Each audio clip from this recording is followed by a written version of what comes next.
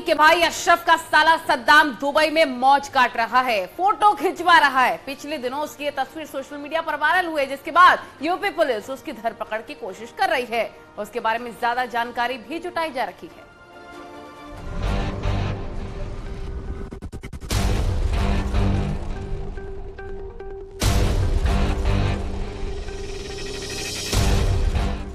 शाइस्ता लापता, गुड्डू बमबाज लापता, अशरफ का साला दुबई भागा। पिछले दिनों सोशल मीडिया पर अतीक अहमद के भाई अशरफ के साले सद्दाम की तस्वीरें वायरल हुई हैं। यूपी पुलिस उसे ढूंढने के लिए यूपी के अलावा दूसरे राज्यों की खाक छान चुकी है, लेकिन सद्दाम दुबई में ऐशो आराम की जिंदगी जी रहा है। दुबई से सद्दाम की मौज मस्ती करने वाली ये तस्वीरें आपके सामने हैं। सद्दाम कानून की धज्जियां उड़ाते हुए महंगी महंगी कारों में दुबई की सड़कों पर घूम रहा है। बेखौफ अपनी तस्वीरों को मोबाइल के कैमरे में कैद कर रहा है। अब यूपी पुलिस की नजरें इन तस्वीरों पर गड़ गई हैं, जिसके बाद पुलिस एक्शन में आई। एसटीएफ और एटीएस ने देश भर के तमाम एयरपोर्टों के फुटेज खंगाले। पहले चर्चा ये भी थी कि सद्दाम कर्नाटक के हुबली एयरपोर्ट से दुबई भागा है। सद्दाम की धरपकड़ के लिए जांच एजेंसियों को मिले इनपुट्स के आधार पर यूपी पुलिस ने दिल्ली एयरपोर्ट अथॉरिटी से संपर्क साधा है। पुलिस ने अथॉरिटी को एक पत्र सौंपा है, जिसके साथ सद्दाम की फोटो समेत दूसरी जानकारियां मांगी गई हैं। पत्र के जरिए इस बात की जानकारी मांगने की कोशिश है कि सद्दाम किस फ्लाइट से दुबई भागा, जिस दिन वो भारत से भागा उस दिन कौन सी तारीख थी। प्रयागराज में उमेश पाल हत्याकांड के बाद माफिया अतीक अहमद का परिवार कानूनी शिकंजे में बुरी तरह फंस गया था। अतीक और उसके भाई अशरफ की भी हत्या कर दी गई थी, लेकिन अभी भी कई सवाल हैं जो जांच एजेंसियों और पुलिस के लिए पहेली बने हुए हैं। अतीक की पत्नी शाइस्ता परवीन पुलिस की नजरों से भागी भागी फिर रही है। उसका अभी तक पुलिस के पास कोई सुराग हाथ नहीं लगा है। वहीं उमेश पाल हत्याकांड में शामिल गुड्डू बमबाज का भी कोई अता पता नहीं है। इनके अलावा कई गैंगस्टर हैं जो सीधे तौर पर माफिया अतीक अहमद से जुड़े थे। उनकी भी धरपकड़ की कोशिशें जारी हैं, लेकिन कामयाबी पुलिस के हाथ से अभी भी कोसों दूर है। ऐसे में यूपी पुलिस को आशंका है कि सद्दाम के साथ दुबई भागने में अतीक के इन्हीं में से दूसरे मेंबर भी हो सकते हैं। इसीलिए पुलिस ये भी जानने की कोशिश कर रही है कि सद्दाम अकेले फरार है या किसी और के साथ गया है।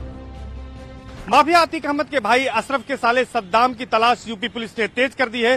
दरअसल सद्दाम की कुछ तस्वीरें दुबई से वायरल हुई थी, जिसके बाद जांच एजेंसियों को इस बात की जानकारी मिली थी कि सद्दाम अतीक अहमद और अशरफ पर शिकंजा कसने के बाद ही दुबई फरार हो गया था और वो लगातार वहीं से बैठकर अतीक अहमद के गुर्गों के संपर्क में है और उन्हें मदद भी पहुंचा रहा है।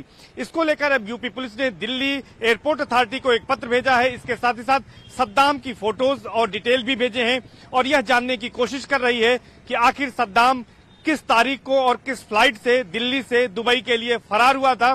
ये भी आशंका जताई जा रही है कि सद्दाम के साथ कोई अन्य व्यक्ति भी दुबई फरार हो सकता है। इसके बारे में भी जानकारी जुटाई जा रही है। अब यूपी पुलिस को इंतजार है दिल्ली एयरपोर्ट अथॉरिटी के जवाब का। उसके बाद ही ये पता चलेगा कि सीसीटीवी फुटेज या अन्य माध्यमों से कि कब सद्दाम यूपी से छोड़कर दिल्ली गया और दिल्ली से फिर वो दुबई फरार हो गया। सूत्रों के मुताबिक ये जानकारी भी मिली है कि सद्दाम दुबई में बैठकर अतीक अहमद के गुर्गों से संपर्क में था। सद्दाम का जीजा अशरफ अपनी मौत से पहले बरेली की जेल में बंद था। बरेली जेल में उमेश पाल की हत्या से पहले शार्प शूटर ने जेल में जाकर अशरफ से मुलाकात की थी। ये बात सामने आई थी कि जेल की इस मुलाकात के दौरान ही राजू पाल हत्याकांड के सबसे बड़े गवाह उमेश पाल की हत्या की साजिश को रचा गया था। इसके चंद दिनों बाद प्रयागराज में घर जाते वक्त उमेश पाल की हत्या को अंजाम दिया गया था। 11 फरवरी को शूटर से मुलाकात के खुलासे के बाद सद्दाम के खिलाफ पुलिस ने एफआईआर दर्ज की थी। बरेली पुलिस ने सद्दाम पर 1 लाख का इनाम भी घोषित किया हुआ है। पुलिस जांच के दौरान ये बात भी सामने आई थी कि अशरफ का साला सद्दाम बरेली जेल में अधिकारियों की मिलीभगत से अशरफ को वीवीआईपी सुविधाएं मुहैया कराता था। अतीक अहमद और उसके भाई अशरफ की अवैध कमाई को खपाने में सद्दाम का अहम रोल रहा है। उस पर अतीक और अशरफ के पैसे को दुबई में निवेश कराने के भी आरोप हैं। सद्दाम ने ही अतीक अहमद को दुबई में प्रॉपर्टी खरीदने में मदद की थी। इसके अलावा एक कारोबारी के साथ बिजनेस पार्टनरशिप की डील भी कराई थी। ये भी कहा जा रहा है कि अतीक अशरफ की 15 अप्रैल को हत्या के बाद विदेशों में संपत्तियों और निवेश को सद्दाम ही मैनेज कर रहा है। सद्दाम के बारे में कहा जाता है कि बरेली में उसने किराए का मकान ले रखा था, जहां से वो अशरफ का नेटवर्क खड़ा करता था। उमेश पाल की हत्या के बाद जब पुलिस ने अशरफ के मददगारों की लिस्ट तैयार की तो सद्दाम पहले नंबर पर था। एजेंसियां अब सद्दाम की गिरफ्तारी की कोशिशों में लगी हैं। उसकी धरपकड़ के लिए एसआईटी रेड कॉर्नर नोटिस भी जारी करा सकती है। अहम बात यह है कि आखिर सद्दाम कब तक कानून के शिकंजे में आता है। हालांकि सद्दाम के बारे में अगर बताएं तो सद्दाम अशरफ का साला है और जब अशरफ बरेली जेल में बंद था तो बरेली जेल के बाहर ही उसने एक फ्लैट किराए पर लिया था और वहीं से लगातार वो अशरफ की मदद करता था। जो लोग भी अशरफ से मुलाकात करने पहुंचते थे उन्हें मिलवाता था और 11 फरवरी को जो शूटर्स अशरफ से मिलने गए थे उसमें भी उसकी भूमिका सामने आई थी। इस मामले में बरेली पुलिस ने मुकदमा भी दर्ज किया था और 50,000 का बरेली पुलिस ने सद्दाम पर इनाम घोषित किया था, लेकिन सद्दाम के फरार होने के बाद यह इनामी राशि बढ़ाकर 1 लाख कर दी गई है। यानी कि 1 लाख के इनामी सद्दाम की तलाश अब तेज कर दी गई है। सद्दाम की गिरफ्तारी के बाद ही यह साफ हो सकेगा कि वह किस तरह से लोगों की मदद करता था और जो शूटर्स अशरफ से मिलने गए थे उनकी मुलाकात में भी सद्दाम का विशेष रोल माना जा रहा है।